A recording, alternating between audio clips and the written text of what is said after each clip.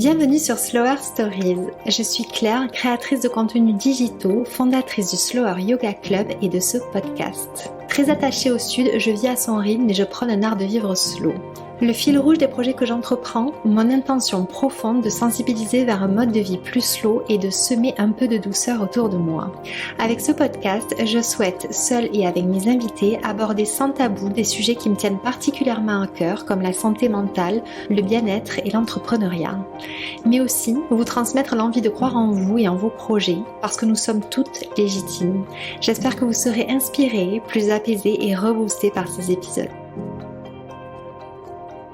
J'espère que vous allez bien et que votre semaine se passe bien. L'automne s'est enfin installé ici et avec lui les plaisirs qui l'accompagnent comme les bons veloutés, voir la couleur des feuilles des arbres changer. Ça c'est quelque chose que j'adore parce que j'habite en plus en face d'un petit parc qui donne sur une église et je trouve ça génial de pouvoir par les arbres voir les saisons changer. Et aussi pouvoir se lever sous un plaid devant un bon film. D'ailleurs, j'avais publié récemment sur Instagram ma liste de films incontournables pour l'automne, l'hiver, pour Halloween aussi si vous aimez ça. J'ai laissé ce partage-là en story permanente, il me semble, donc vous pouvez retrouver ça sur mon compte Instagram. Je suis ravie de vous retrouver aujourd'hui pour vous partager ma conversation avec Julie Pradine, naturopathe. Il y a 8 ans, suite à un choc émotionnel, Julie met un pied dans le monde passionnant des médecines naturelles.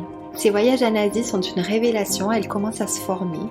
Elle me raconte son parcours, comment Instagram a boosté son activité et le rapport qu'elle a avec ce dernier.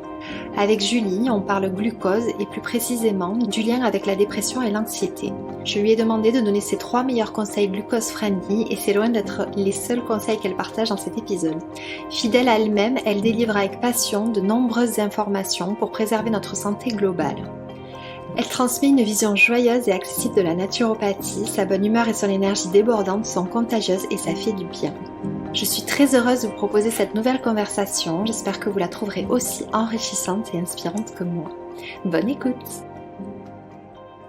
Bonjour Julie, je suis ravie de t'accueillir sur ce podcast. Comment vas-tu et comment se passe ta rentrée? Écoute, ça va super, Claire. Je suis très contente d'être avec toi et être avec les participants de ce podcast. Vraiment, je suis hyper contente.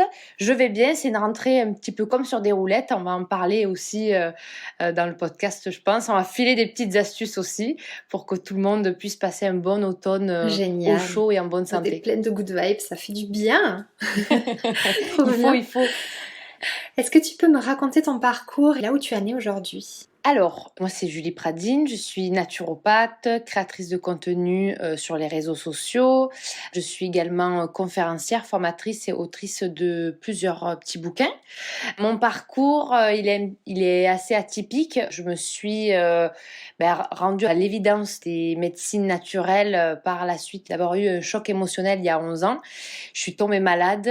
Et quand je suis tombée malade, j'ai eu le syndrome de l'intestin irritable, mais bien avant je la fais un peu plus courte, mais bien avant d'être diagnostiquée, c'est vrai que j'ai eu un parcours de soins dans une errance médicale, parce qu'on savait pas trop ce que j'avais, c'était pas très connu il y a 11 ans.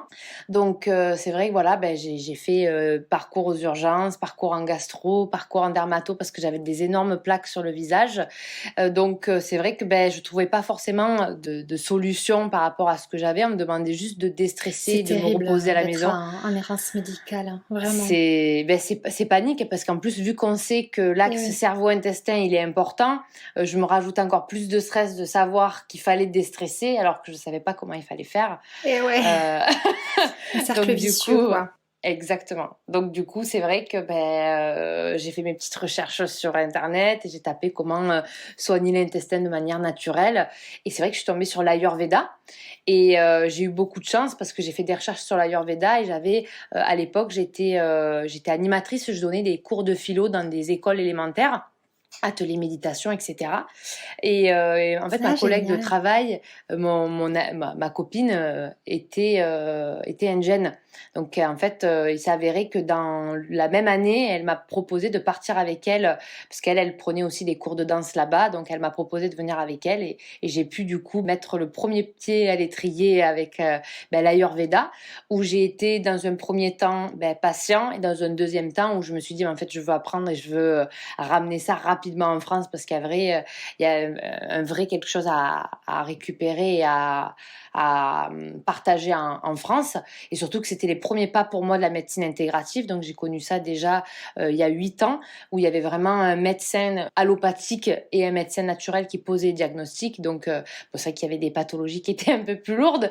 On avait la lèpre, le choléra, voilà, on a eu des cas, mais justement ça a montré que en fait pour des cas qui sont relativement costauds, en fait justement même là on peut avoir une main dans la main avec l'allopathie et la médecine naturelle, sans que l'un ou l'autre entrave la place de Mais l'autre, quoi. totalement. Donc ça c'est top. Après je suis rentrée d'Inde, et j'avais un ami qui était au Vietnam, donc pareil j'en ai profité. Je me suis dit tiens, ça peut être l'occasion de parcourir l'Asie, parce que je pense pour ceux qui connaissent l'expatriation, quand on est à goût, on veut plus, on veut tout le temps repartir, Il parce que paraît. voilà, c'est quelque chose qui est assez inexplicable. C'est qu'on a envie de découvrir encore plus les civilisations, les paysages qui sont vraiment rien à voir avec chez nous, qui dépaysent à fond. Et du coup, quand je suis partie au Vietnam, en fait, j'en ai profité pour apprendre la médecine chinoise là-bas. Donc, je suis restée un peu plus de 1 an, parce que j'ai rencontré mon conjoint là-bas. Après, quand je suis rentrée en France, je faisais plusieurs fois les Dis donc, il allers-retours. t'en a apporté des choses, ce voyage. Oui, c'est ça. C'est assez. Et de fil en aiguille, en fait, j'en avais aucune projection comment je pourrais dire, de projet lointain. J'étais vraiment dans le jour au jour. Je Oui. rentre d'Inde, ok, je pars. Je savais même pas ce que j'allais faire là-bas. Je savais même pas ce que j'allais apprendre, combien de temps, etc. De fil en aiguille, en fait, j'en suis arrivée à. Quand j'étais au Vietnam, j'ai quand même continué à faire les allers-retours en France, parce que ma maman. Du coup, vu que j'avais perdu mon beau-père, je voulais garder le lien familial avec ma maman, parce que je suis fille unique du côté de ma maman, donc je suis très famille. J'ai fait les allers-retours, et c'est vrai que quand je faisais les allers-retours, c'était au Vietnam que j'avais appris la connaissance de la naturopathie. Donc j'ai commencé à faire les allers-retours, et en fait c'est au Vietnam que j'ai suivi un parcours pareil, assez atypique au niveau de la naturopathie, parce qu'il y avait pas d'école qui faisait du distanciel à l'époque. Ça fait longtemps d'ailleurs, maintenant on va parler de. Ouais, ça va faire 6 ans. Ça fait 5 ans, pardon. Donc ça fait 5 ans, et c'est vrai que du coup c'était beaucoup en présentiel, donc c'était lettres de motivation, CV et compagnie, pour justement accéder au distanciel. Donc ma classe, j'étais la seule à faire du distanciel, parce que vu que j'ai été au Vietnam et que c'était pour un parcours personnel à la base, l'école a bien voulu que je suive les cours donc en Zoom. Donc c'était une expérience incroyable d'avoir son collègue de travail qui ressemble à un ordinateur, parce que finalement j'étais vraiment à côté de quelqu'un qui parlait à un ordinateur pour les activités en binôme, etc. Mais c'était une expérience qui était assez incroyable. Et du coup après je suis rentrée par rapport au Covid, parce que nous on était un petit peu au courant aussi de ce qui se passait un petit peu avant, parce qu'on était en Asie, donc on est rentré un peu plus tôt. J'ai commencé à faire du domicile, en mélangeant toutes les médecines que j'avais appris, en donnant un petit peu toutes les connaissances que j'avais appris, parce que je me suis dit il faut vraiment que je partage tout ce que je sais pour accompagner les gens, parce que c'est ça qui peut vraiment leur apporter grandement. Et j'ai basculé en visio par le Covid, et s'ensuit que mon compte de jour en jour, il est pas très vieux, hein, ça fait depuis novembre 2019 que je suis sur Instagram, et en fait petit à petit. Ah oui, en effet, incroyable. C'est pas si vieux Tu que vas ça. développer un petit peu comment ça s'est, enfin en quoi le Covid justement t'a permis toi de booster ton activité. Du coup, si je résume, tu t'es formée et à l'étranger et en France. Plus à l'étranger qu'en France. Quelle différence tu y as vu La différence, alors la naturopathie, moi c'était une école suisse, parce que les Français ont. Il y a personne qui a accepté le fait que je propose ce genre de choses. Et donc, c'est la Suisse qui m'a adoptée, et je remercie encore mon école naturo-suisse. Par contre, c'est vrai que quand on apprend sur le terrain, comme l'Ayurveda, on va apprendre les plantes adaptogènes. Donc, les plantes adaptogènes, c'est la première chose que j'ai appris à l'époque. Et ce qui était Alors bien... qu'on n'en parlait pas du tout. Pas du tout. Donc vraiment, et c'est vrai qu'on trouve tout là-bas en Inde, les mélanges, etc. Donc c'est vrai que d'apprendre directement au berceau même, ben, ça aide à vraiment avoir les connaissances nécessaires, avoir les plantes directement qui poussent dans les jardins indiens. Donc tout ce qui est ashwagandha, rojola, ginseng, eleutérocoque, etc. Ben ça, nous, on avait les jardins directement Et ouais, en tu les as Inde. vus, quoi. Tu les Et as pas ouais. vus dans leur forme transformée. Eh Et ouais. ouais, non, c'était vraiment, c'est incroyable. Et c'est vrai qu'en médecine chinoise, c'est bien parce que pareil, j'ai pas mal, j'ai une petite valise parce que c'est encore plus costaud que l'Ayurveda, je trouve, et la naturopathie, la médecine chinoise, parce que c'est beaucoup de plantes qu'on n'a pas chez nous. Donc c'est vrai que pour pratiquer la médecine chinoise, quand on fait du complément de la phyto, ici c'est hyper compliqué. Enfin c'est vraiment des shops un peu personnalisés, mais c'est super rare. Du coup il y a beaucoup d'importations. Et c'est vrai que quand c'est directement au pays et quand c'est des gens qui sont dans la tradition, c'est différent. Comme la naturopathie, c'était très cool de le faire ici avec la Suisse. Après, j'ai continué à me former en France. J'ai fait les formations en micronut, les fleurs de bac en France parce que on a quand même une force de frappe à ce niveau-là. C'est quand même très intéressant, Bien sûr. même l'alimentation. Mais c'est vrai que ça rajoute un côté un peu pique, quoi, d'avoir directement Et ouais. de faire ça en Et clinique immersif ayurvédique. Ah oui, et carrément. authentique aussi, ouais. C'est ça, carrément. Ouais, j'imagine. Mais du coup, tout ça, ça fait un très beau mélange. Parce qu'aujourd'hui, tu es vraiment une naturopathe qui est bien reconnue dans son milieu. Et tu transmets énormément. Tu es d'ailleurs très généreuse, je trouve, dans tes partages. Comment ça s'est passé justement pour toi, l'entrepreneuriat? Tu as décidé que tu voulais en faire ton activité professionnelle. Tu t'es lancée comment? Est-ce que tu as toujours pensé être indépendante ou c'est quelque chose qui est venu avec ce projet-là? En fait, c'était pas du tout prévu. Ça veut dire que quand j'ai lancé mon compte Instagram, moi, c'était pour préparer le domicile que j'allais faire avec la naturo, l'ayurveda, la médecine chinoise. Donc, je me disais, c'est bien parce que ça fait un référencement en plus sur Google. Donc, je m'étais fait Instagram et je m'étais fait ma petite page Google, mon petit site internet. Et c'est vrai que c'était pas forcément calculé parce que oui, j'ai fait des études dans la communication, j'ai un BTS communication. Parce que avant d'être animatrice pour les enfants, art thérapeute, j'étais assistante de communication dans une école de danse spécialisée dans la danse hip-hop qui s'appelle Le Studio, qui appartient à ma marraine. Donc en plus, on travaillait en famille. Et c'est vrai que ça m'a un petit peu aidé, mais en fait, je pense que ceux qui connaissent un petit peu la communication marketing, en fait, la communication pure et dure et la communication digitale, ça n'a rien à voir. C'est vraiment maintenant, c'est important qu'ils travaillent ensemble parce que quelqu'un qui est dans la communication, qui commence à faire du digital, en fait, c'est pas notre métier et inversement aussi. Donc c'est vrai que en fait, j'ai un petit peu gardé ce que je connaissais dans la communication un peu événementielle. Je me suis dit c'est bien le partage, de montrer ce que je fais, les petits posts, etc. Mais c'est vrai qu'à l'époque, il n'y avait pas de compte naturel. Enfin, il y en avait deux qui se couraient, qui se couraient après avec allez, max 10 000 abonnés. Et c'était vraiment c'était le bout du monde, quoi. Donc c'est vrai que c'était le début. Et c'est fou parce qu'en fait, je m'excuse, je te coupe, mais juste avant, du coup, la naturopathie, le fait d'être art thérapeute, c'est de suite, tu as quand même, tu t'es orientée vers l'aide aux autres. Tu avais envie vraiment d'apporter du bien-être aux autres. C'est fou que tu aies cette connexion depuis très longtemps finalement et c'est logique d'en être là où tu en es aujourd'hui. Communication, même si ça peut être la com pour faire des événements, il y a quand même la communication interne avec les ressources humaines, etc. Donc il y a toujours eu le côté humain. Après, c'est vrai que en parallèle du coup de quand j'étais assistante de communication, mais en fait j'étais animatrice parce que j'avais 2 jobs. Et c'est que les enfants ont été une vraie révélation. Tous les podcasts, toutes les conférences que je dis, pour moi, les enfants c'est ma révélation de ma vie. Et c'est génial. Ah oui, l'art thérapie que je fais avec les enfants.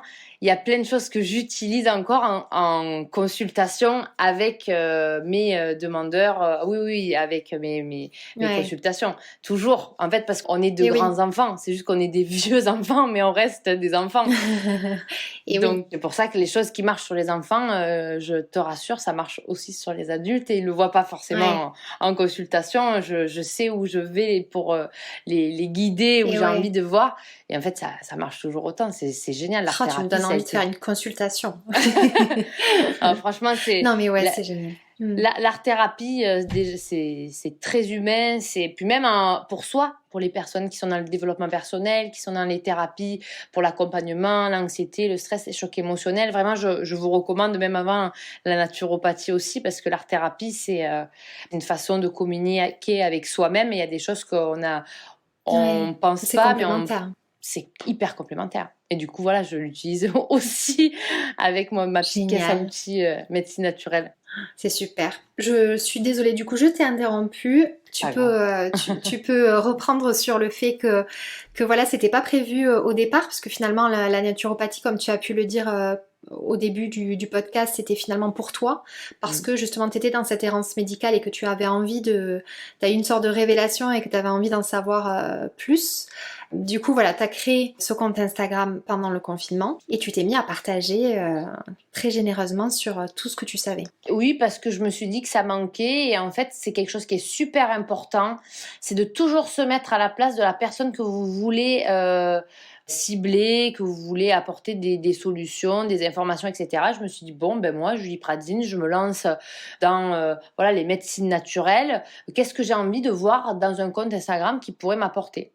Et du coup, j'ai commencé à mettre mes séances de sport pour la mobilité parce que clé de la naturopathie, l'alimentation, donc c'était l'alimentation asiate, donc c'était les dragon fruit, c'était un peu mais du coup, je pense que ça a plu parce que c'était un peu voilà, ça changeait des paysages qu'on avait chez nous. Donc je montrais les petites adresses à Hanoï, je montrais mes petits déj, mes recettes, mes machins, etc. Et les posts, ben, c'était les fameux c'est quoi la naturopathie, c'est quoi les 4 lois de la santé naturelle qu'on fait tous au début, sauf que maintenant, voilà, il y en a Eh oui. tellement. Mais du coup, nous, il y avait personne qui a marqué ça. Du coup, les personnes Bah, qui en allaient fait, chercher. fidèle à ta personnalité, tu as su transmettre ça dès le départ de manière ludique et avec de la Mm. joie dedans, en fait. C'était pas purement informationnel. Il y avait toujours cette touche très très ludique et joyeuse parce que ce sont des informations qui peuvent être transmises de façon beaucoup plus lisse. Et toi, t'as toujours su apporter ça et c'est ta petite patte à toi, quoi. Ah oui, c'est ma petite touch. Moi, c'est la naturopathie positive. C'est vrai que pour moi, c'est important parce Ouais. que il y en a beaucoup qui sont, voilà, dans des dogmes, dans on a la diabolisation, ça c'est pas bien, ça c'est pas bon, ça va. Et du coup, je trouve que c'est pas forcément une naturo, moi, qui me correspond. Et je trouve que la naturo positive, c'est vraiment de vivre avec son temps, de juste rajouter des bonnes choses dans son alimentation. Moi, ma devise, c'est se faire plaisir en se faisant du bien au corps et à l'esprit. Donc, si on consomme des choses où on est dans la frustration, ça rend malade. Et moi, la maladie, ça m'intéresse pas. Donc, c'est des petites choses, voilà, pour moi, c'est du rajout, c'est comprendre pourquoi on va marcher, pourquoi l'importance des hormones, pourquoi quand on est heureux, on a la digestion qui est détendue, mais inversement aussi, la sensibilisation. Et on va me voir faire du tour food où je vais montrer mes restaurants à Paris, où en fait, c'est ça la C'est trop bien. naturopathie. Ça veut dire que c'est telle ou telle adresse. En fait, ben non, mais pourquoi il n'y a pas de. On est toujours dans le cliché de la tartine avocado toast, tu sais, avec plein de graines. En fait, je montre Ouais. que non, la naturopathie, c'est aussi un coffee un petit peu différent, du style hongkongais. Ça va être aussi un restaurant un peu cuisine d'auteur, avec des choses qui sont sourcées, de saison, où la personne va moins utiliser de gluten, finalement, moins de produits laitiers. Ça va être, Ouais. pour ceux qui mangent de la viande, un sourcing hyper bon de qualité. Moi, c'est pas parce que j'en mange pas que je vais pas voilà, je suis pas anti. Moi, toute ma famille mange de la viande, mais juste de sensibiliser, d'en manger moins. Mais par Oui. contre, Pas de super bonne. radicalité. Voilà.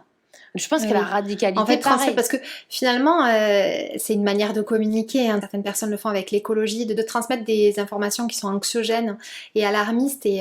Et voilà, le tout, c'est de faire tout l'inverse. Et en plus d'ajouter ce que tu fais toi, cette notion d'équilibre qui enlève voilà, ce côté dogme, comme tu le disais. Tout à fait. Est-ce que tu peux d'ailleurs brièvement, même si aujourd'hui on sait davantage ce qu'est la naturopathie, la décrire très simplement? Bah, la naturopathie, pour moi, c'est prendre soin de sa santé naturellement, tout simplement. C'est une technique qui est préventive, elle est reconnue par l'OMS, donc elle est non conventionnelle, c'est une médecine préventive. Généralement, on utilise en cohérence avec l'existence humaine, on s'adapte à la personne, c'est pour ça qu'on dit on prend dans la globalité de manière holistique. Donc nous, on n'est pas dans l'antisymptomatique, on va essayer de chercher plus loin et nous, on est des chercheurs de cause. Voilà, nous, c'est notre spécialité. On est avant tout éducateur santé, donc ça c'est la définition même de la naturopathie. Et nous, vraiment, on va essayer de chercher à fond la cause, de remonter en amont et justement d'essayer de comprendre pourquoi on a ces symptômes-là. Donc, dans une consultation, on va demander déjà comment vous allez. On va vous demander qu'est-ce qui se passe dans votre vie en ce moment, qu'est-ce qui s'est passé avant, les antécédents familiaux, l'environnement, est-ce que vous êtes bien chez vous, est-ce que votre travail vous correspond, qu'est-ce que vous mangez, il y a quoi dans l'assiette, comment vous dormez. Donc c'est vrai que c'est pour ça qu'une consultation en naturo c'est très long, parce que justement en fait on demande tout, parce que parfois la solution, souvent, maintenant j'ai dépassé les 1200 consultations, souvent la cause elle est sous notre nez. Et c'est vrai qu'en fait, on se dit mais j'ai pas pensé avant, je fais ça tous les jours, je comprends pas pourquoi. Ouais. Donc en fait, c'est pour ça qu'il faut vraiment tout quadriller, tout poser des questions, etc. C'est extrêmement long. D'où les bilans qu'on fait en amont, où on fait remplir des questionnaires pour ceux qui font par exemple en visio. Même il y en a qui font du domicile, qui peuvent les envoyer par internet, il n'y a aucun problème.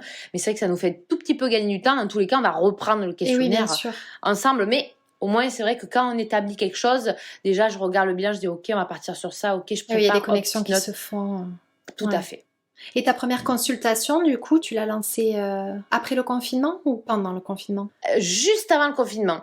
Ça veut dire que j'ai eu 4 mois où j'ai fait du domicile. C'est 4 mois avant, je suis rentrée du Vietnam. Et c'est vrai qu'en fait, je faisais du domicile. Et c'est que le domicile, c'était génial. Franchement, j'ai fait que des rencontres incroyables pour mes premières consultations. Quand tu dis domicile, c'est tu te déplaçais carrément chez les gens. Je me déplaçais carrément. Tu vois, je ne savais même pas que ça se faisait en fait. Je pensais ça se faisait qu'il y avait soit cabinet, soit à distance. Ah d'accord, ok. Il y en a, moi en tout cas, par ma région, il y avait personne qui faisait du domicile. C'est juste que moi, j'avais envie de trouver quelque chose qui se faisait pas non plus. Du coup, on me faisait venir à la maison. Donc à la base, c'est comme un toubib qui vient chez toi sauf que moi, du coup, je passais, théoriquement, je prenais, 2 heures, on va dire. En fait, je restais pas du tout 2 heures. Je finissais au goûter, au café après le repas. Ça durait. Ça, c'est des avantages. Ah oui.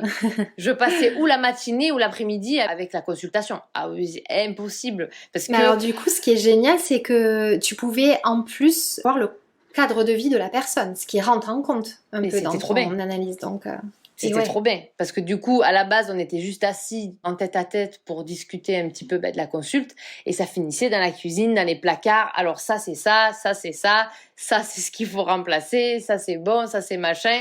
C'était génial, c'était trop bien. Mais c'est vrai que voilà, c'était pas forcément rentable parce que je passais des demi-journées, mais des vraies demi-journées. Bien sûr. Quand je te dis demi-journée, c'est bien tassé la demi-journée.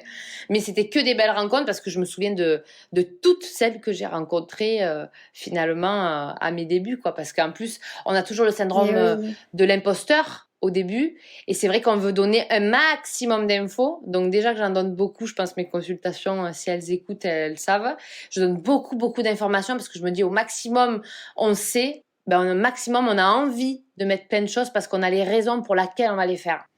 Et dans le domicile, c'était pareil. Il y avait autant à lire, autant des bouquins si on voulait en savoir plus les placards, plus... je partais, je faisais, là, je suis bon. Et je regardais, je faisais 4h30 à consultation. Ok, c'est bon, mais bon. Là, je suis plus que bon, là. Je suis plus que bon. Donc ça a été super dur. Ça, c'est un vrai challenge pour moi, c'est de respecter un timing. Ça, c'est dur. Ouais. Tout le temps dans le partage, c'est super dur. De vraiment te dire, est-ce que c'est bon, la personne, elle a assez les réponses à ses questions pour apporter autant pour son corps, pour son esprit, quoi. Mais voilà, c'est un challenge. Oui, ça vient de cette intention-là, donc c'est quand même beau. Mais effectivement, pour que tu t'y retrouves il faut que tu puisses avoir un petit fil conducteur, mais que tu dois avoir. Mais je pense qu'effectivement, la passion l'emporte toujours et c'est cette volonté de bien faire. Donc, exactement. C'est pas un défaut, hein. On va pas. Et du coup, tu as mis en place les consultations en ligne. Ouais, parce que du coup, voilà, vu qu'on a été confinés, j'ai dû adapter tout ce que je faisais parce que moi j'étais très physique et très domicile. Donc c'est vrai que le visio, ça va un petit peu perturber au début et je pensais que les gens aussi allaient être un petit peu perturbés. Mais en fait, on arrive à mettre de l'humain même à travers une caméra et c'est vrai que j'ai Ah peut-être une oui. facilité à apporter peut-être un côté, même si on est à distance et qu'on est à des kilomètres et des kilomètres, j'arrive toujours à rassurer la personne, faire des blagues, À les faire bouger, se sentir en etc. confiance, ouais. Exactement. Et du coup, ben, ça a vachement bien marché. Les réseaux ont explosé parce que, ben, en fait, les gens étaient dans la recherche de prendre soin de soi, ben, éviter la maladie. Donc, ben, tout le monde a essayé de trouver des solutions où il le pouvait. Et c'est vrai que du coup, les comptes Et naturaux, oui. c'est là où je pense que ça a été intéressant. L'Ayurveda, toutes les personnes se sont intéressées à ces petites choses-là. Donc, d'un côté, je me dis, ben, c'est un mal pour un bien parce que c'est là où on se rend compte que le corps humain est une machine qui est incroyable. Et c'est vrai que tout ce qui va être, moi je parle des vaisseaux, pour moi c'est comme un transport, c'est une grosse machine, c'est une voiture, c'est un véhicule. Et c'est vrai que de plus en plus les personnes se rendent compte que justement si on met de la bonne huile, du bon matériel, de la bonne essence, qu'on fait les petits contrôles techniques de temps en temps, mais en fait c'est vrai que ça évite pas mal de choses. C'est top de l'expliquer avec cette image-là. C'est génial. Et tu vois d'où ça vient ça? C'est les enfants, hein? Et oui. Et les psychologues d'ailleurs utilisent ce genre d'image ouais, pour expliquer si tu le comprends tellement plus clairement. Tu vois, ça marque le coup du vaisseau, du Mais oui, réservoir. Et quand je parle ouais. des lipides, quand je parle des glucides, quand je parle des protéines, c'est les briques de la maison, les lipides, c'est le réservoir de la voiture. Et en fait, c'est les images où les personnes qui sont pas forcément dans la Ouais, nutrition, retiennent mieux. mais ils vont se rappeler. Mais oui, si ça marche sur les enfants, ça marche sur les adultes. Toujours. C'est clair. T'as tout à fait raison. Est-ce que tu as privilégié un format particulier justement qui a fait que tu as accroché davantage de personnes sur ton compte? Parce que il y a plusieurs comptes de naturopathie, le tien a quand même particulièrement décollé, il était assez jeune. Donc bien sûr, il y a la passion, quand tu transmets, les gens le ressentent, l'authenticité, ça c'est une évidence. Mais est-ce Mm. que toi, tu avais voilà, une préférence pour un format en particulier Ouais, moi j'ai connu, il n'y avait pas de carrousel, il n'y avait pas de réel. Les réels c'est encore plus récent, mais en fait, ouais, j'ai rapidement fait un feed en mode un post information et les recettes parce qu'en fait, moi je suis passionnée par la food. Je pense que tout le monde a Mm. bien compris entre les restos, les recettes, etc. Et de vraiment montrer que ça marche super bien parce que c'est pour montrer que les recettes naturaux, ça, on voit la naturo là où on n'aurait pas pensé voir la naturo. Et c'est pareil, c'est quand j'ai conçu mon compte, je me suis dit, je vais montrer qu'en fait, se faire du bien, c'est en mangeant de telle ou telle chose, et c'est pas forcément un truc avec une banane écrasée avec 3 graines par-dessus. Parce que voilà, le cliché. Mais c'est vrai que pour montrer que, ouais, il y a des recettes qui sont maxi gourmandes, et en fait, d'expliquer d'éduquer qu'est-ce qu'on met dans l'assiette parce que c'est vrai que ma force je pense ça va être beaucoup l'alimentation dès le départ en fait vu que j'avais envie de savoir ces informations là ben je les apportais aussi de à quoi ça sert la verveine, la lavande, le beurre, les produits laitiers, les baies, la banane est toujours entourée, hop, la petite flèche qui va bien en montrant potassium, sodium, les vitamines, les minéraux, pour vraiment Mm. comprendre qu'en fait, dans chaque aliment que vous allez consommer, ça va vous apporter quelque chose, que ce soit bon ou mauvais, mais ça apporte en macro, en micro, etc. Et ça, c'est toujours la sensibilisation. C'est que les recettes, je pense que c'est pour ça que mon compte a un petit peu plu parce que je pense que c'était les recettes qui étaient faciles Eh à oui. faire et de montrer que et que peut-être que les posts étaient vulgarisés aussi et que c'est simple de c'est quoi les tips pour bien dormir, c'est quoi les tips pour faire un petit Eh oui. détox au printemps de manière toujours très douce, vulgarisée. Je pense que c'est de fil en aiguille, c'est ça qui a, je pense, fonctionné. Après, c'est vrai que on a toujours du mal Eh oui. à Bien évaluer, sûr, mais oui, je, mais je je crois que ça pense, a voilà. fortement contribué, ouais. Ouais.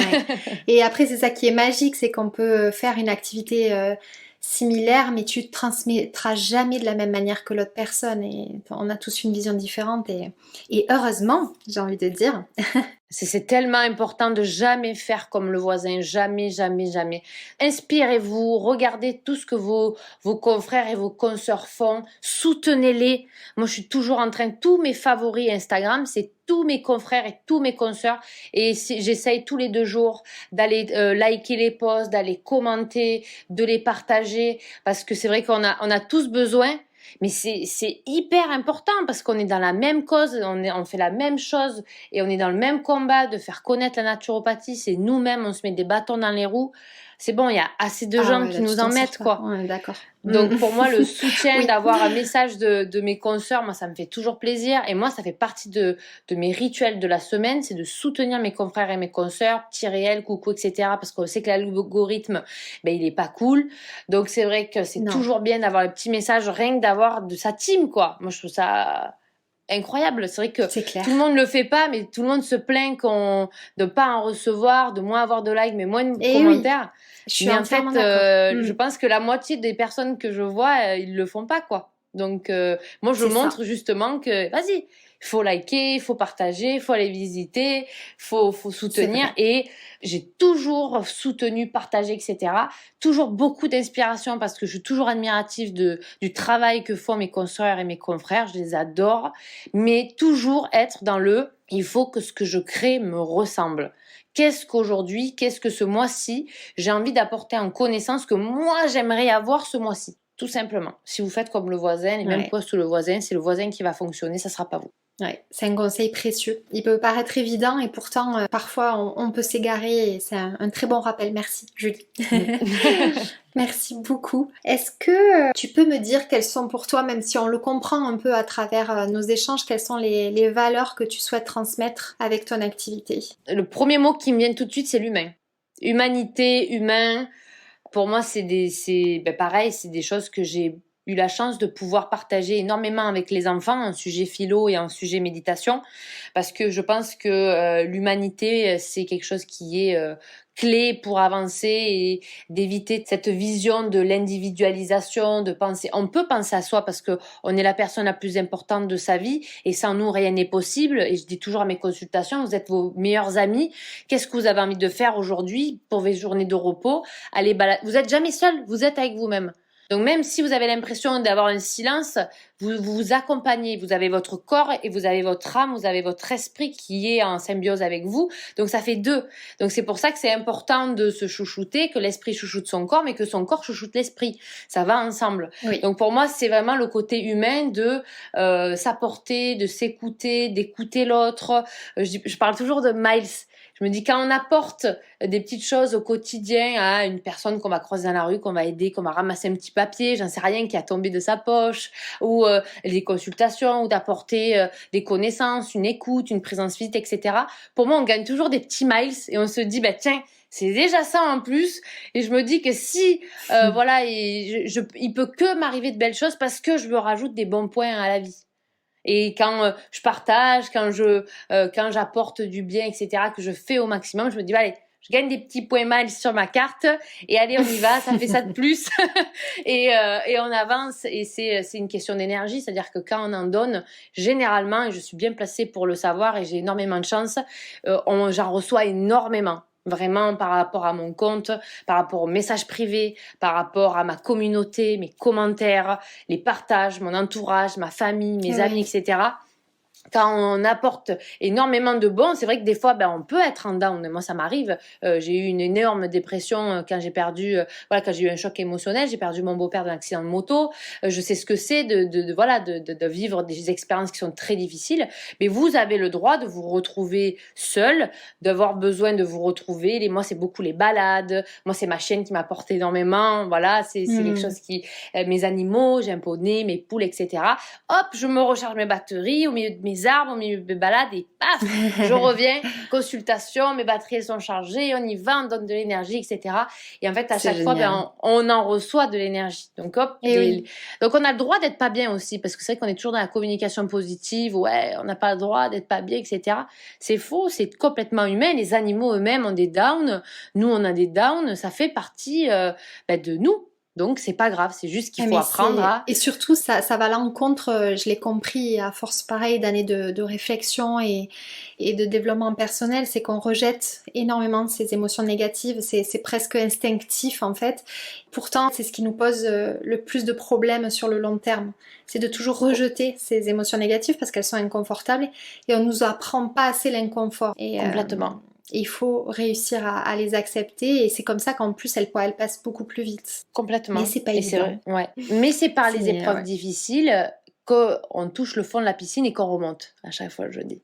Oui, Et c'est exactement. important, ça peut être des forces aussi. Moi, je sais que toutes les épreuves difficiles ont été des forces pour moi et je suis la personne que je suis aujourd'hui dans le métier dans lequel j'ai la chance de pouvoir pratiquer parce que je suis passée par tous les schémas de deuil, d'expériences, qu'elles soient positives ou négatives.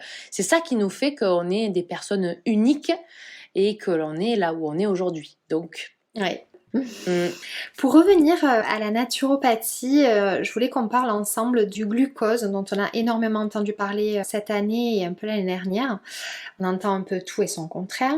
Est-ce que tu peux m'expliquer déjà rapidement ce qu'est le glucose, juste un petit rappel, quel est son rôle et me partager ton point de vue?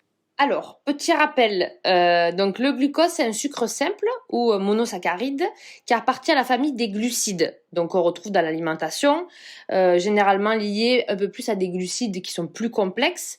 Donc, ces derniers, ils vont être digérés et découpés par des enzymes déjà dans la bouche, ce qui va permettre l'assimilation du glucose. Et une fois que c'est arrivé dans l'intestin, c'est là où on l'assimile.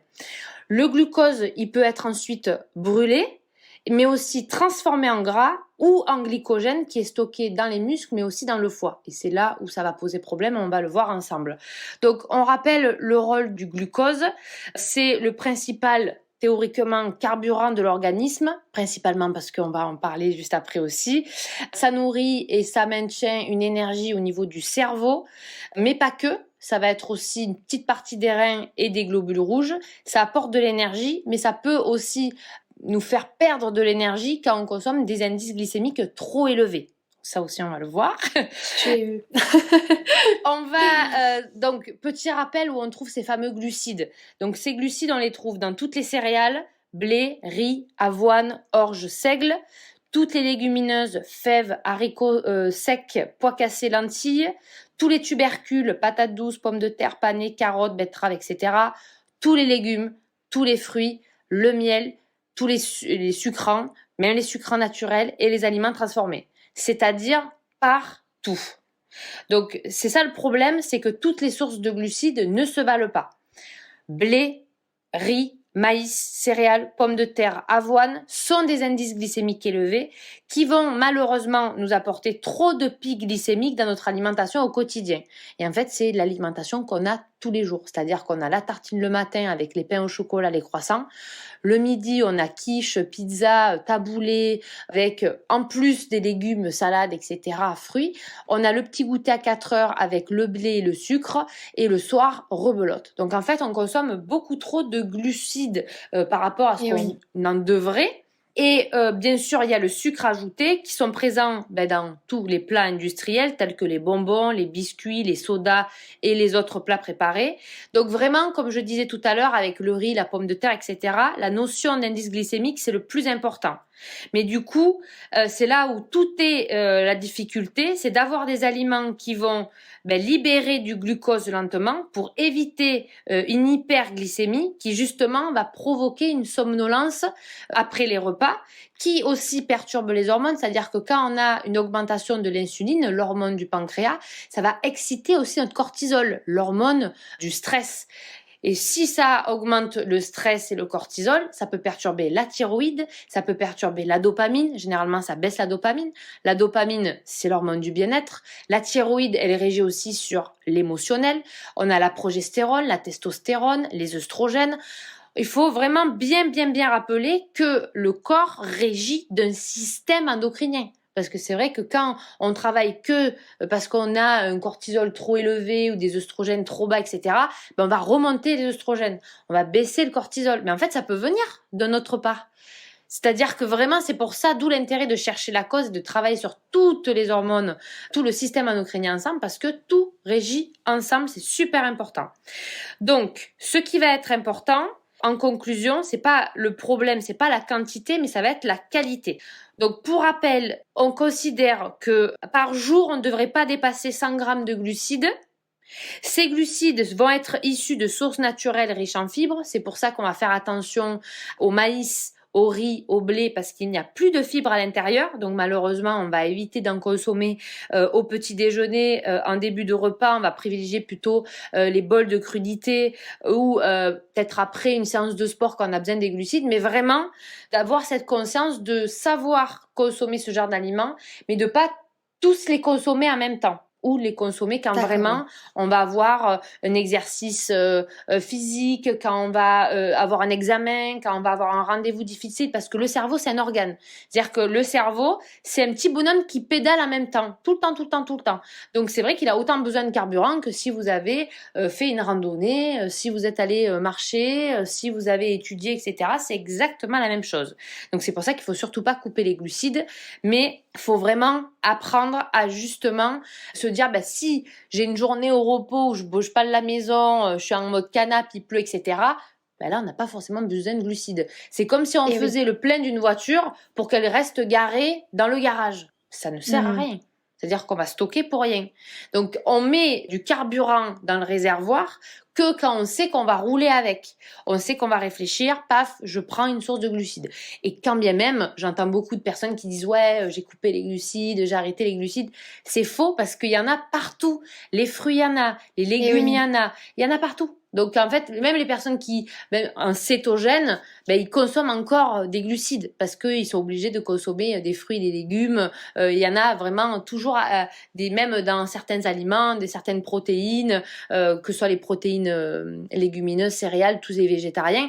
Et c'est là où c'est important, les végétariens, et c'est pour ça que un végétarien, on pense toujours que c'est plus sain, c'est plus healthy. En fait, c'est encore plus complexe parce que vu que la protéine chez le végétarien, c'est aussi une source de glucides, c'est pour ça qu'un végétarien va prendre du poids. Parce que du coup, il va être au-dessus des recommandations journalières par rapport aux glucides. Donc c'est pour ça, petit aparté, n'oubliez pas que si vous faites une transition alimentaire et que vous arrêtez les protéines animales, pensez à bien vous faire suivre, que ce soit par un nutritionniste ou un naturopathe qui est spécialisé dans cette alimentation-là, parce que justement, vous pouvez avoir une prise de poids. Et comme on disait tout à l'heure, ce gras, parce que le sucre se transforme en gras dans notre corps et peut engorger le foie, et pareil, fatiguer le corps et créer des fermentations, parce que quand on a des syndromes de l'intestin irritable, des troubles digestifs, ce qui perturbe le plus dans notre organisme, c'est le sucre. C'est-à-dire qu'on va dire faites attention aux gâteaux, aux boissons sucrées, etc. Ça nourrit les mauvaises bactéries. Tous les sucres, c'est-à-dire que tout ce qui est riche en glucides, tout ce qui va fermenter, donc c'est le pain, la baguette, les pains complets, les porridge, les galettes de riz soufflé, les purées de pommes de terre, c'est du sucre. Donc c'est du bon sucre, mais ça nourrit les mauvaises bactéries intestinales et ça aide malheureusement à avoir ce déséquilibre au niveau de l'intestin et qui crée des flatulences, des ballonnements, etc. Ouais, c'est pas si évident que ça, parce que même quand on décide de réduire certaines choses ou de devenir végétarien, on se retrouve rapidement en carence ou avec effectivement des troubles comme ça parce qu'on n'a pas ces connaissances-là. Et d'où l'importance de se faire accompagner pour partir sur de bonnes bases et pas se retrouver carencé. Lorsqu'on a échangé ensemble, justement, tu m'as expliqué qu'il y avait un lien entre glucose, stress et anxiété. Autant chez l'adulte que chez l'enfant. Est-ce que tu peux m'en dire un peu plus? Alors ça, par contre, c'est quelque chose qui est incroyable. C'est qu'en fait, dans une vaste revue de littérature scientifique, il y a des chercheurs américains qui ont en effet montré que la consommation de sucre ajouté ou transformé, ça amplifie les symptômes dépressifs en perturbant plusieurs fonctions de l'organisme. Donc d'abord, l'inflammation dans tout le corps, parce que le sucre, c'est une substance pro-inflammatoire et inflammatoire. Ça augmente le risque de souffrir de dépression parce que plus on rajoute d'inflammation dans notre corps, plus on ne se sent pas forcément en très bonne santé. Les effets, elles sont aussi néfastes sur notre microbiote intestinal. On rappelle l'axe cerveau-intestin qui existe. Donc ça communique ensemble par le nerf vague. Mais attention, ça communique de haut en bas mais aussi de bas en haut. C'est-à-dire que quand on se sent contrarié, anxieux, on peut avoir des troubles digestifs, on peut avoir une perturbation au niveau du microbiote, mais inversement aussi de l'autre côté. C'est-à-dire que quand on met des aliments qui vont irriter notre microbiote, qui va justement être difficile à assimiler, qui va créer des fermentations, des ballonnements, de l'aérophagie, des troubles digestifs, on peut avoir des dépressions, de l'anxiété à cause de ce genre de choses. Eh oui. Ça, on a tendance à l'oublier, en fait, de se dire, mais je comprends pas pourquoi je me sens anxieux alors qu'il n'y a rien qui... Complètement. Enfin, j'ai pas de pensée particulière, il n'y a rien qui me tracasse particulièrement. Ouais. Complètement. Et là, sur le reportage de Arte, sur le microbiote qui est sorti, il y a un petit moment, à chaque fois, ils le remettent en replay. Je vous invite à le voir. Ils expliquent qu'il y a une personne sur 3 qui consomme des antidépresseurs qui ne fonctionnent pas parce que ça vient du dérèglement du microbiote. Donc, c'est quand même assez... effrayant parce que c'est fou. Ça peut coûter la vie de quelqu'un quand même. Hein. Ah, mais complètement. Complètement, parce qu'en fait, on change l'alimentation, on prend des probiotiques, on remet un petit peu de mobilité. En fait, on se rend compte que la flore revient et que l'esprit s'éclaircit. Donc, c'est quelque chose qui est super, super important. Et donc, on rappelle quand même que ce microbiote, il est constitué par un ensemble de bactéries qui sont inoffensives de notre organisme. Donc, il y a des virus, des champignons, des levures, des bonnes bactéries et des mauvaises bactéries. Et justement, ce sucre-là, comme je disais, ça favorise le développement des espèces pro-inflammatoires. Les dysbioses intestinales, c'est quand on a plus de mauvaises bactéries que de bonnes. Et ça crée des fermentations. Et donc, les fermentations, comme je disais, ça a un impact sur la santé mentale. Il y a d'autres mécanismes qui sont également mis en avant. On a la résistance à l'insuline, donc c'est l'hormone qui diminue la concentration sanguine de sucre ou de glycémie, parce que, comme je disais tout à l'heure, on est régi par un système endocrinien, donc toutes les hormones, elles fonctionnent ensemble. Donc, la perturbation du système cérébral de la récompense, la dopamine et la sérotonine, ça agit également sur un état de stress cellulaire. Donc, quand on abaisse tout ça, pareil, nos cellules, elles sont beaucoup plus stressées. Donc, on a le professeur Ganouich de l'Université de Columbia, New York, avec ses collègues de travail. Ils ont analysé l'alimentation de 50 000 femmes pendant 3 ans, avec aussi la qualité du sommeil, parce que le sommeil, ça fait partie d'un des piliers de la naturopathie, c'est super important. Et ces chercheurs-là, ils ont distingué les sucres consommés selon leur indice glycémique, c'est-à-dire selon leur effet sur la glycémie durant les 2 heures suivant la consommation de leur repas, donc du lunch et du dîner. Et tout ce qui est sucre raffiné, comme les sucreries, les boissons sucrées et le sucre blanc, les pommes de terre, le blé blanc, le pain, les quiches, les pizzas, ont un indice glycémique élevé. Je parle toujours des pizzas parce qu'on a l'impression que la pizza et les burgers, c'est gras. C'est faux. C'est plus sucré que gras. Parce qu'à l'intérieur, on va retrouver plus de blé et plus de glucides. Et grâce au fromage qu'on va mettre dessus, aux protéines qu'on va mettre à l'intérieur, c'est ça qui aide à réguler la glycémie. Donc une pizza, c'est plus sucré que gras. Et allez-y, quand on craque, il vaut mieux se rajouter des suppléments œufs pour ceux qui mangent des protéines animales, etc. Rajoutez-les parce que grâce aux lipides, ça crée justement le fait de stockage des glucides et ça va éliminer les glucides qui sont en trop. Donc vraiment, il faut dédiaboliser le côté gras. Le gras, c'est super important justement pour la régulation de l'énergie. Alors qu'on diabolise toujours le gras et que le sucre, c'est le premier aliment facteur des maladies de civilisation. Mais on diabolise encore le gras et on est toujours en train de dire attention, pas trop, il faut faire... Alors que c'est pas du tout. C'est tant d'années de bourrage de crâne que pour s'en défaire, en fait, ça va mettre... Complètement. Et du coup, ce genre d'aliment, ça augmente tout de suite la glycémie parce que ça a un indice glycémique qui est élevé. Alors que les sucres complexes, comme je dis tout à l'heure, tout ce qui va être riche en fibres, tout ce qui va être complet, fruits, ont un indice qui est plus faible parce que c'est grâce aux fibres qu'on va réguler la glycémie. C'est pour ça qu'on va privilégier, même au niveau des céréales, tout ce qui est complet, éviter les jus de fruits, de manger un fruit avec ses fibres. C'est super intéressant parce que voilà, c'est vraiment, les fibres sont pas là par hasard. Et donc, grâce à cette étude, on a vu que plus les femmes consommaient de sucre à indice glycémique élevé, plus elles souffraient d'insomnie. Donc, à l'inverse, plus elles mangeaient des fruits et des légumes, mieux elles dormaient. Parce que la hausse de la glycémie, ça entraîne la sécrétion d'insuline, l'hormone du pancréas, d'où une chute de la glycémie qui provoque souvent la libération d'autres hormones, comme on disait tout à l'heure, comme l'adrénaline et le cortisol, les molécules du stress et de l'agitation.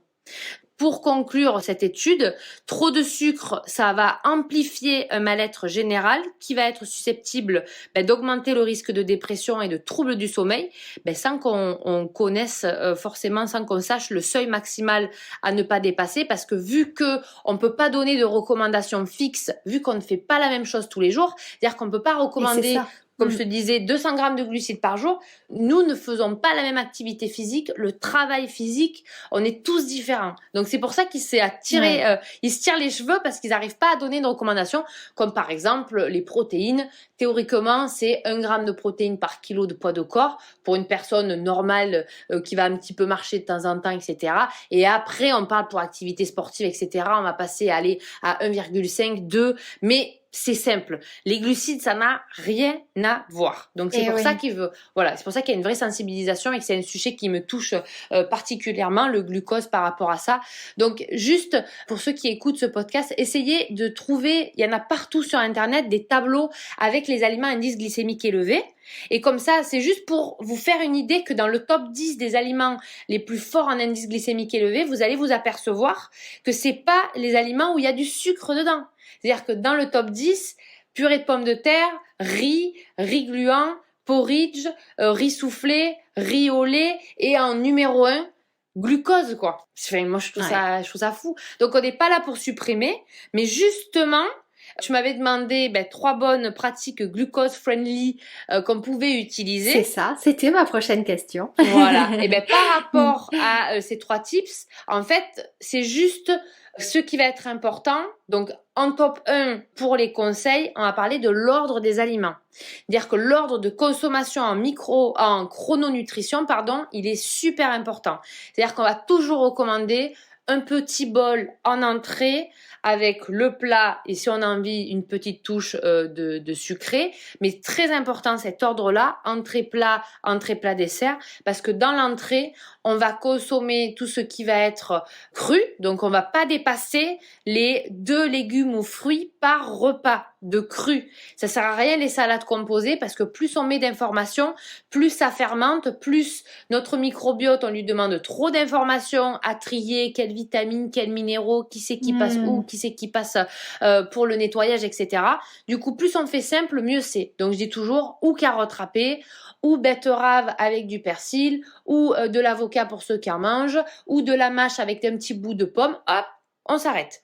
Et avec ça, on met le deuxième aliment pour moi qui est génialissime pour la régulation de la glycémie, c'est le fameux vinaigre de cidre. Donc le vinaigre de cidre, c'est vrai que je le recommande plus en début de repas parce que ça nous oblige justement à faire notre entrée. Et pour ceux qui n'ont pas d'aigreur d'estomac, qui n'ont pas trop de remontée acide, j'allais le dire. Ouais, voilà, qu'on n'a pas forcément, voilà, ça c'est important parce que parfois ça peut déstabiliser un petit peu parce que ça chamboule. Donc généralement quand on consomme des aliments qui sont fermentés, kombucha c'est exactement la même chose, le kéfir c'est exactement la même chose. Il y en a ça marche aussi avec le miso, ça peut faire des petits effets, ballonnement, etc. C'est normal parce que vu qu'on réensème aussi avec des choses qui sont riches en probiotiques, riches en fermentation. Et oui, les bonnes bactéries. En bonnes bactéries, donc ça chamboule. C'est comme si d'un coup on vous met des nouveaux habitants chez vous, tu dis bon, il y a un moment donné, il va falloir s'habituer à ces nouveaux habitants. C'est le bordel. Voilà, c'est le bordel. Il faut qu'on s'habitue, c'est ça. Exactement, c'est exactement pareil. Donc c'est des états qui sont pas durables longtemps. Hein. C'est juste au début le temps d'adaptation. Après, vous pouvez continuer, il y a aucun problème. Il faut vraiment laisser le corps pour s'adapter. Et donc le vinaigre de cidre est l'élément clé avec ce petit bol de légumes et de fruits en début de repas parce que justement ça va aider à réguler la glycémie par rapport au plat que vous allez consommer juste après et peut-être votre dessert que vous allez consommer juste après. Les fibres et le cru sont là aussi pour réguler la glycémie, donc on a une vraie bombe en début de repas de régulation de glycémie. Ça abaisse également le diabète, le cholestérol, ça rajoute des enzymes digestives pour mieux digérer, ça évite le coup de barre, ça apporte de l'énergie, donc vraiment c'est les raisons pour lesquelles on mange, c'est-à-dire pour retrouver de l'énergie, pas pour en perdre. Franchement, manger pour bâiller, avoir un coup de barre, C'est bête parce qu'on a vraiment d'autres choses à faire, justement, bouger, se concentrer, travailler, profiter des proches. Et j'ai eu un parfait exemple hier, du coup en faisant le test de diabète gestationnel, enfin la quantité de glucose que tu avales, j'ai été KO tout le reste de la journée. Je me suis dit, ah ouais, quand même. Et il n'y a pas mieux pour mesurer l'impact du glucose, hein, c'est clair. Et c'est quelque chose que je connaissais pas, tu vois, les coups de barre d'après-manger. Donc là, c'est un maxi coup de barre, mais là, c'est violent, ouais. Ça illustre bien. Ça illustre super bien, mais surtout que il faut vraiment rappeler de pourquoi on mange. C'est parce que justement, c'est pour nous faire avancer, pour qu'on ait du mouvement, c'est du carburant pour apprendre, pour continuer, pas pour dormir. Si c'est pour manger, pour dormir, on a quand même un corps pour faire plein de choses. On a un cerveau qui fonctionne pas trop mal. On a un corps où on peut faire plein de mouvements. Donc justement, si ça nous empêche ce genre de choses, c'est vraiment dommage. Et en troisième, juste avant avec le vinaigre de cidre, très important, pensez au gras. Parce que du coup, comme je disais tout à l'heure, le gras, c'est la vie. Donc, allez-y avec l'huile d'olive. L'huile d'olive, ça régule aussi la glycémie. C'est-à-dire que le bon gras à l'huile d'olive, pour moi, c'est l'huile la meilleure qui existe. En plus, voilà, je suis de Provence, donc je peux que prôner l'huile d'olive. Oui. Et c'est super important. Huile d'olive avec vinaigre de cidre, un petit bol de crudité, tout petit, hein, vraiment. On n'est pas obligé de manger énorme parce qu'on doit avoir nos bonnes protéines, notre repas juste après. Donc, c'est vraiment juste pour se booster sa flore. Et pareil, quand vous mangez votre plat, pour réguler la glycémie, rajoutez du gras. C'est-à-dire, vous mangez une purée, vous savez que la purée, elle fait partie des top 5 des aliments à indice glycémique élevé à cause de l'amidon. Hop, on rajoute l'huile d'olive par-dessus. Hop, on régule la glycémie. Et même la purée, la dernière fois, j'ai fait une purée maison. J'ai, à la place du beurre, mis de l'huile d'olive. C'est excellent. Je veux dire, on peut rayer le beurre de sa purée. Vraiment, c'est délicieux, quoi. Tout à fait. Et du coup, tu vas avoir moins un impact fort au niveau de l'amidon que tu vas apporter par ta patate, par tes tagliatelles, par ton riz. Hop, rajouter le gras. Pareil, c'est des petites choses, mais qui apportent vraiment grandement à l'alimentation. Et le troisième, si je peux me permettre, c'est la cannelle. C'est une épice qui est génialissime, qu'on peut mettre par exemple dans les desserts, dans un chocolat chaud, on peut rajouter de la cannelle. Le chai latte, allez-y, c'est parti. Quand vous mangez un petit brownie ou un petit cookie, un chai latte à côté, vous allez avoir un impact moins fort sur votre glycémie. Dès que vous mangez une compote, allez-y, rajoutez votre cannelle dedans. Rajoutez, si vous faites des banana bread, mettez de la cannelle. Vraiment, la cannelle, c'est l'épice qui est le plus recommandée pour les diabétiques. Et c'est vrai qu'on parle toujours, oui, les diabétiques, ils doivent consommer ci, ils doivent consommer ça, mais on devrait plus se rapprocher de l'alimentation d'un diabétique finalement, parce qu'on peut avoir des résistances à l'insuline sans être diagnostiqué diabète type 2 et 1. Donc vraiment... Et c'est parce qu'elle fait baisser la glycémie qu'on dit qu'elle est anti-inflammatoire, ou elle a d'autres actions Elle a d'autres actions. Parce que la cannelle, nous on la prend beaucoup en Ayurveda. La cannelle, elle absorbe les gaz intestinaux, elle est anti-inflammatoire, elle évite tous les spasmes intestinaux, elle régule la glycémie. En fait, tout est en lien. C'est-à-dire que si ça régule la glycémie, c'est que ça évite la fermentation, et du coup, ça évite les ballonnements. Et donc, elle est anti-inflammatoire. Les super pouvoirs de la cannelle. Ayez de la cannelle dans votre placard. Écoute, merci beaucoup Julie pour ces astuces précieuses. Est-ce que tu peux justement me partager, toi, tes routines personnelles au quotidien qui te font du bien, et voilà, que ce soit au niveau de l'organisation, de tes journées, de tes pratiques bien-être Alors, pour les routines, je suis très routine. Alors, attention, moi j'adore. C'est pour ça que j'ai conçu un agenda l'année dernière. Alors, c'est pas quelque chose où on va s'ennuyer. Faut vraiment que ce soit des choses. J'ai raté cette info. T'as lancé ton agenda. Mais non, mais c'est pas possible que je suis passée à côté de ça. J'irai voir. J'ai lancé, mais malheureusement, il a été sold out très rapidement. Et j'aimerais bien en refaire un l'année prochaine. Donc là, je suis sur le coup pour en refaire un parce que j'ai beaucoup trop de demandes dessus. Je serai sur les starting blocks.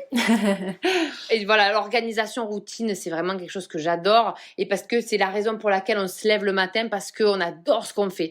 Donc très important, même si on a un travail qui est un petit peu compliqué en ce moment, on se pose des questions, etc. Il faut que tout le reste autour de ce questionnement, parce qu'il y en a beaucoup qui font des reconversions, etc. et qui me disent, ouais, je suis pas forcément bien dans ce que je fais, je me pose des questions. En fait, tout le reste, si vous vous boostez gonfler dès le matin. Moi, c'est vrai que la routine du matin, elle est hyper importante. C'est-à-dire que je me lève, toujours je m'étire un petit peu, je vais à la salle de bain, toujours avant de passer à la cuisine. Je me décongestionne le visage avec de l'eau très très froide, comme on fait les douches froides, on parle pour le corps.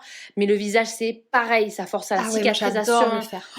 C'est exceptionnel. Cicatrisation, on a le visage rosé, tout repart, on dégonfle du visage. Parce que normalement, c'est quand voilà, on a un petit peu trop d'amidon, on a peut-être les glucides. C'est les glucides qui font gonfler, hein, parce que c'est les glucides qui font rétentionner l'eau. Donc c'est pour ça qu'on mange, vous verrez quand vous mangez sushi, parce que pareil, sushi a beaucoup de sucre avec les sauces, etc. Ou les fast-food, les pizzas, le lendemain on se sent un peu bouffi. C'est parce qu'en fait, les glucides contiennent beaucoup trop d'eau, donc c'est pour ça que voilà, on se sent un peu tout gonflé. Donc voilà, jet d'eau qui va bien sur le visage, on prend la douche du visage, on fait des petites pressions sur le visage, gratte-langue pour enlever les dernières bactéries qui sont remontées durant la nuit. Voilà la base. Les petits massages avec la crème, j'adore. Et quelque chose qui est super important, c'est le nettoyage du nez avec l'eau de mer. Donc je bassine toujours tout le monde avec ça. Mais ça vaut pas très cher en pharmacie. Vous avez les petits sérums eau de mer en pchit que vous mettez directement matin et soir pour décongestionner, mieux respirer. Déjà, ça fait baisser le stress parce que vous allez mieux respirer. C'est antiviral, antifongique, antiacarien. Ça évite la poussière, le pollen, les allergies. Juste en mettant 2 pchits matin et soir pendant 365 jours. Je ne sais plus quand est-ce que j'avais eu le nez qui coule. Je te jure, pour la dernière fois. Je n'ai plus d'allergie. Alors qu'avant, j'étais allergique aux poils de chat, aux cyprès, etc. Donc, en plus, j'ai refait ma flore. Je suis naturopathe, donc j'ai des petits tips. Mais je sais que ça, vraiment, ça a changé ma vie. Et n'attendez pas d'avoir le nez engorgé pour le faire. C'est un acte préventif. Ce qu'on fait tous, clairement. Voilà, on le fait tous à chaque fois. Et donc, n'attendez pas. Faites-le au quotidien, matin et soir. Le soir, quand vous rentrez de travailler, quand vous vous mettez en tenue des contracts, clac, clac, clac, clac, au nez, on se mouche, on décongestionne. Et le matin, c'est pareil. On a toujours des petits déchets séchés à cause de l'air de la chambre. Hop, on décongestionne, on apprend à mieux respirer. Et c'est vrai que le mouvement, pour moi, c'est quelque chose qui est important. Donc, je me lève plus tôt pour pouvoir aller marcher. J'écoute beaucoup de podcasts, des musiques. Ouais, j'adore, je partage beaucoup des musiques aussi. Les musiques de l'introspection, etc. Et le soir, pareil, j'essaie vraiment de montrer à mon corps que j'ai fini de travailler parce que sinon, on ne sait jamais quand est-ce que le petit bonhomme à vélo, il arrête. Il se dit, bon, quand est-ce que j'arrive à la maison? Il pédale tout le temps. Donc, montrer à son corps quand on finit de travailler, on évite les écrans, tout ce qui nous rappelle le taf. Tenue, rien à voir avec la journée, parce que c'est vrai que quand on travaille même à la journée, on est habillé toujours pareil, on peut rester en télétravail, on peut rester tout le temps en jogging. Donc vraiment de matérialiser que quand on se change, ça y est, le corps peut se poser. Parce qu'il sait pas la diff, il sait pas s'il doit encore faire du mouvement ou si il doit préparer quelque chose. Donc vraiment 2 tenues différentes. La routine, c'est toujours de bien manger, que ce soit du matin jusqu'au soir, des aliments qui vont ou préparer mon sommeil le soir, ou le matin et le midi m'apporter du peps, beaucoup de protéines, beaucoup de bons lipides, des antioxydants, des plantes adaptogènes, etc. Le soir, en fait, je mange pas forcément trop de glucides parce que je n'ai pas forcément besoin d'énergie, parce que je vais être sur mon canapé ou dans mon lit en train de bouquiner, même si j'apprends des choses en lisant, mais voilà, je mangerai de toute façon des fruits et des légumes, donc il y a mes glucides aussi. Et le soir, ma petite routine, c'est toujours bien-être avec mon petit diffuseur d'huile essentielle, un lit qui est frais, changer ses draps souvent parce que justement, il y a un développement aussi qui peut y avoir des petites bactéries par-ci par-là, quelque chose qui est pour de se sentir bien, c'est-à-dire qu'on va dans son lit, c'est frais, ça sent bon, diffuseur. Et qu'est-ce que ça fait? Ça libère des hormones du bien-être. Et qu'est-ce que c'est? La sérotonine, c'est précurseur de la mélatonine. Donc quand vous vous détendez, même quand on s'étire, vous allez avoir tendance, on dort mieux. C'est des petites choses pour moi qui sont indispensables à ma vie, à ma routine, quoi. Oui, et je te remercie d'ailleurs pour tous ces exemples que tu as donnés, mais en fait, il n'y a pas d'injonction aux routines à avoir, mais en fait, ça permet, comme tu l'as rappelé, d'apporter du bien-être, de conditionner son cerveau dans les différents temps de la journée, donc à savoir le travail, quand la journée s'arrête, quand on se fait du bien. C'est à ça que ça sert. En fait, les routines, elles servent à se sentir mieux et il faut pas y avoir de pression, ça peut tenir qu'à des petites choses.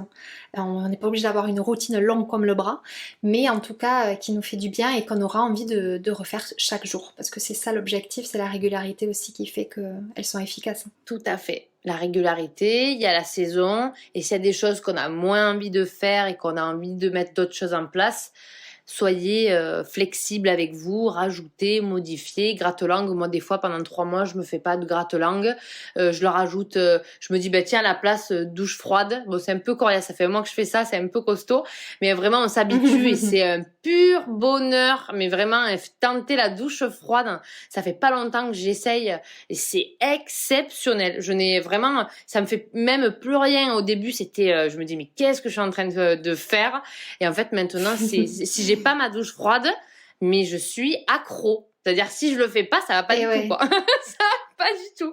Et c'est vraiment booster d'adrénaline, énergie, on est frais. Au niveau de la peau, vraiment, on a la croyance, la douche chaude, justement, ça accélère le vieillissement cutané. Le froid, ça conserve. C'est pour ça qu'on se fait de la cryo et que c'est hyper important pour la peau, pour l'énergie, etc. Ça, vraiment, tester. C'est pour ça qu'on dit aussi qu'il faut pas trop chauffer chez nous. Complètement. Merci beaucoup. Qu'est-ce qui t'anime le plus et qui est le plus gratifiant pour toi dans ton activité? Le plus gratifiant pour moi, je pense que c'est les retours positifs de mes consultations. Je pense que tous les jours, j'ai des... Ouais, c'est mon carburant. Et c'est vraiment... C'est l'humain encore, hein. Parce que j'ai de la chance, voilà, des super retours. Je garde toujours un lien. J'ai un WhatsApp qui a 1300 messages, 1300 numéros dedans. Ah oui, j'ai un lien avec toutes mes consultations. Tout le monde a mon WhatsApp. Du coup, j'ai toujours des petits messages. Est-ce que ça va, machin, je me sens bien. J'ai testé ça, j'ai mis ça en place, etc. C'est trop cool. Donc c'est vrai que ça m'anime au quotidien d'avoir le lien, d'avoir mes consultations, parce que c'est pas rien, on rentre quand même dans la vie de la personne, on passe 2 heures avec. Pour moi en tout cas c'est pas rien. Donc c'est quand même important. C'est quand même important. Et c'est vrai que tout ce que je disais tout à l'heure, les messages privés, je lis tout, je réponds à tout le monde. J'ai vraiment beaucoup de chance parce que j'ai que de la motivation, de la bienveillance, de l'amour. Comme je t'ai dit, j'ai créé mon compte en novembre 2019. Je dois compter sur les doigts de la main les personnes, comme on dit, haters, là, je sais pas trop. Mais vraiment, j'ai trop de la chance. Vraiment, je me sens hyper... Et c'est ça, voilà, le plus gratifiant pour moi. On dit qu'on a la communauté qui nous ressemble. Franchement, trop bien. Trop bien. Méga beau compliment. C'est un kiff, c'est un bonheur. Merci. Quel conseil tu donnerais à quelqu'un qui n'ose pas se lancer, mais qui aimerait? Pas trop réfléchir. Parce que c'est vrai que des fois, on est là, on réfléchit, on prend le temps, ça dure des jours, des mois, des semaines, on y a encore et tout. Et plus on réfléchit, plus on fait pas le grand saut. C'est-à-dire que moi, ce qui m'a apporté beaucoup... Alors, attention, petite anecdote, j'ai fait un saut en parachute. Et depuis que j'ai fait ce saut en parachute, ça, je sais pas, ça a débloqué quelque chose en moi qui fait que je me prends plus 10 000 ans à prendre une décision. Parce qu'en fait, quand on est en haut dans l'avion, c'est génial. En fait, on n'a pas le choix de sauter.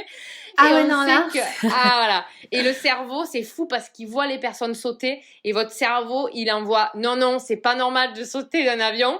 Et du coup, c'est là où ton corps, tu te dis non, mais il faut pas sauter. Et en fait, tu vas à l'encontre de ce que ton cerveau te dit parce que tu t'assois sur le rebord et t'entends dans ta tête non. Et hop, tu sautes. Et du coup, je suis atterrie, j'ai dit ok. C'est galvanisant. Ok, je sais faire ça. Je peux te dire qu'on va y aller dans les projets, on va tout défoncer parce qu'au pire, j'ai sauté, je sais que ça marche. Et au pire, tu peux atterrir sur les fesses, paf, tu te relèves et on y va. Ça peut être une expérience comme une autre. Donc je dirais réfléchir, poser, faire des petits tableaux pour contre, en parler à des gens qui sont capables de vous écouter et qui vont pas avoir un effet miroir de leur peur. Parce que tous les gens, ils vont te dire « Oh non, fais pas ça, tu n'y arriveras pas. » Parce que c'est pas la première à le dire. Voilà. Surtout pas. Et vraiment des gens qui sont dans l'aspiration, qui a pas d'effet miroir et qui sont là juste pour, franchement, vas-y. Tu sens que il y a un côté un peu plus écoute active, positif, moins de peur, etc. Sinon, aidez-vous par des coachs, parce que du coup, ils ont un point de vue extérieur, donc ils n'auront pas cet effet miroir avec vous, parce qu'en fait, ils font pas partie de votre quotidien, donc eux, ils sont pas là pour ça. Et vraiment, mettez-vous pas forcément une deadline fixe, mais vous dire, bon, à un moment donné, si on n'y va pas, on n'ira jamais. Donc, faites confiance en vous et soyez intuitif parce que des fois, tout le monde a déjà vécu cette sensation de j'aurais dû m'écouter. Si j'avais su, j'aurais pas fait ça parce qu'en plus, j'avais la mauvaise intuition, j'aurais dû se prendre ce chemin-là, etc.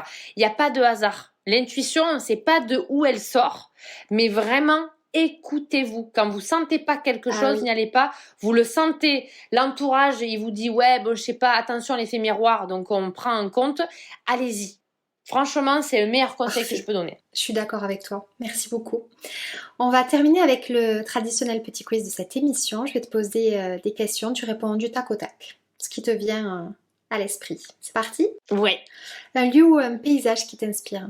La mer. J'ai de la chance d'y vivre à 50 minutes de la mer et j'y vais l'hiver, l'automne, le printemps, l'été, tout le temps. Et même, je préfère l'hiver parce qu'il n'y a personne et c'est absolument incroyable. J'adore la mer. Il y a une ambiance l'hiver, particulière. Ouais. Bonheur, bonheur. Merci. Ta plus grande qualité? Ça, c'est super dur, ça, au tac au tac. Je dirais la curiosité. Je dirais la curiosité parce que je cherche toujours plus d'informations pour mieux comprendre, évoluer, revoir ses croyances, revoir ses acquis, casser les mythes. Je pense que curiosité. J'ai toujours envie d'en savoir plus, même quand les personnes, je pense que ça aide pour l'écoute. J'ai trop envie de savoir tout, pourquoi, comment, tu viens d'où, comment, tu vois, j'aime trop. C'est une très belle qualité. Une mauvaise habitude? Mon téléphone. Et ouais. Mon téléphone, c'est très dur. C'est notre outil de travail, certes, mais parce qu'on veut toujours répondre aux messages privés, parce que les commentaires, parce qu'il y a des messages. C'est hyper difficile. Et on veut être présent, parce qu'on veut pas... C'est chaud. Ouais, c'est mon téléphone. Ouais. Sans hésiter. Je partage. Qu'est-ce que tu aimerais dire à la Julie enfant? Ne sois pas timide. Prends la place que tu dois avoir dans la vie. Fais ta place, bouscule. Genre, qu'on t'entende un peu. J'adore. Un trait de caractère ou une qualité qui te marque chez les autres particulièrement? L'humanité. L'humanité, pour moi, c'est un truc que je décèle rapidement. Et pour moi, ça rajoute un halo au-dessus de la personne, une énergie, une brillance, tu vois, une lumière qui, waouh, j'adore. Ouais. Oh, c'est beau comme réponse. Merci. Un rituel bien-être préféré? Donc, tu en as dit plein. Si tu devais en retenir un?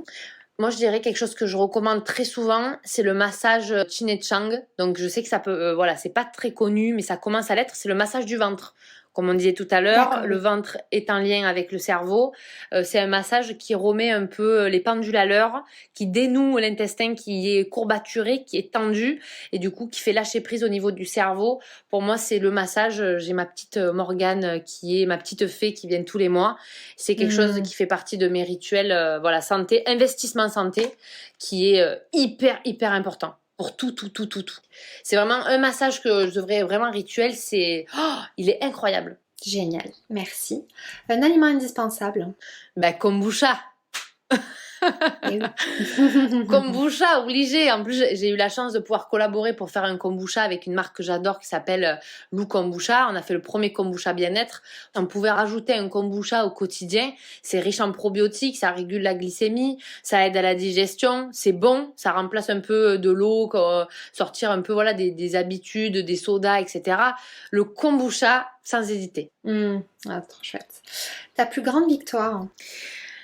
Ma plus grande victoire, je pense que c'est l'image de la naturopathie qui est de plus en plus connue dans de nombreux foyers au sens national en France, mais un petit peu partout. Je pense que je suis vraiment contente parce que plus on avance, plus quand on dit est-ce que tu connais la naturopathie ou j'ai un mode de vie un peu plus naturo ou je suis naturopathe, maintenant on n'a plus besoin d'expliquer ce que c'est et je trouve qu'on a moins l'image du naturopathe qu'on peut avoir un peu druide, grosse barbe, cheveux épais, blancs, en toque, tu vois, et gros chaudrons. Ouais. Ça y est, les naturopathes, maintenant, elles sont tatouées, ça bouge, ça va au resto, ça fait des collabs avec des grands restaurateurs au niveau du fooding, ça fait des bouquins.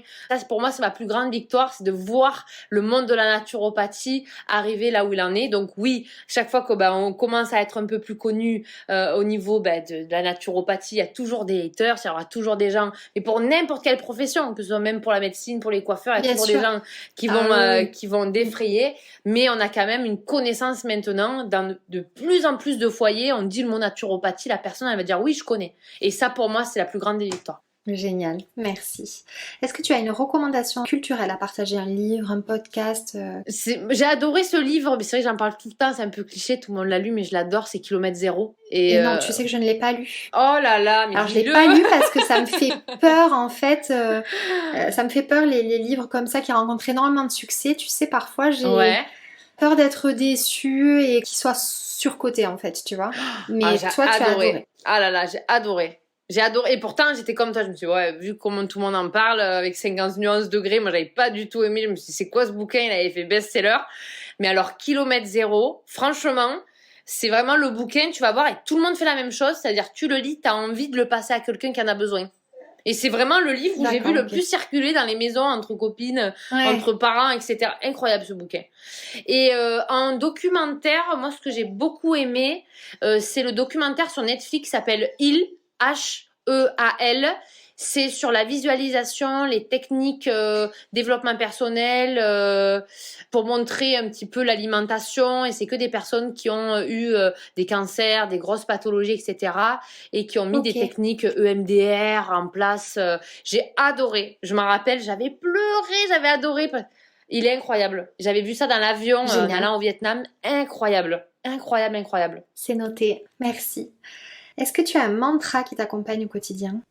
Un mantra, c'est la devise que je te disais tout à l'heure, c'est se faire plaisir en se faisant du bien au corps et à l'esprit. Ça, j'adore. Super. Et dernière question, qui est-ce que tu aimerais que j'invite après toi? Super dur. Super dur. Moi, je pense que je te recommanderais, je sais que j'ai pas le droit, mais je t'en recommande juste 2 parce qu'ils font la même chose dans ma vie. C'est mes binômes de travail en médecine intégrative. Tu as ma meilleure amie Claire Berardi, qui est interne en médecine et professeure de yoga, fondatrice de la plateforme Wow Yoga. Voilà, j'ai la chance de pouvoir travailler avec elle de nombreuses années. Je l'ai connue parce qu'elle a été une consultation à moi de base et je ne l'ai plus jamais lâchée dans ma vie. Voilà, elle fait partie pour moi de ma famille. C'est voilà, on est filles uniques toutes les deux, donc pour moi elle a une part très importante et j'ai retrouvé le binôme que je rêvais finalement quand j'étais en Inde et j'ai visualisé chaque jour. Je me suis dit moi aussi je veux travailler avec un docteur, moi aussi je travaille en binôme, moi aussi je veux mon médecin et en fait je l'ai trouvé. Donc vraiment clair pour tout ce qui est médecine intégrative, pour montrer que oui, on peut être interne et préconiser des choses un peu naturelles. Et mon deuxième binôme avec qui je travaille beaucoup et qui est génial ici, c'est le docteur Franck Gigon, qui est médecin micronutritionniste, qui est top, qui parle beaucoup et j'ai la chance de pouvoir travailler avec lui. Pareil en consultation, on fait des consultations ensemble et on travaille en ce moment sur beaucoup de recherches concernant le glucose et j'espère qu'on pourra le sortir très prochainement. Génial, beau projet. Écoute, merci beaucoup pour ces partages et pour tout ce que tu as transmis. Une fois de plus, c'était très généreux. À toi. On a énormément d'infos et je pense que ça va beaucoup plaire. Donc merci beaucoup Julie pour ton temps et cette très très belle conversation. Je me suis régalée. Merci beaucoup. Merci encore à toi Claire de m'avoir invitée. J'étais très honorée toujours et j'espère que voilà, ça va rajouter un petit peu de peps à tout ça, à votre journée en tout cas. Il n'y a aucun doute. Je me fais pas de soucis. Merci beaucoup Julie. À très bientôt. Prends soin de toi. À bientôt. J'espère que cette nouvelle conversation vous a plu et qu'elle vous donne l'envie de croire en vous et en vos projets, mais aussi de transformer un peu votre quotidien. Si vous souhaitez me soutenir et ne manquer aucun épisode, je vous invite à vous abonner sur votre plateforme d'écoute et à le partager autour de vous. Et pourquoi pas, si le cœur vous en dit, à noter ce podcast et à laisser un avis, ça m'aidera beaucoup à le faire connaître. Je vous retrouve dans 15 jours pour une nouvelle histoire inspirante. En attendant, on se retrouve sur le compte Instagram Slower Stories. Prenez bien soin de vous.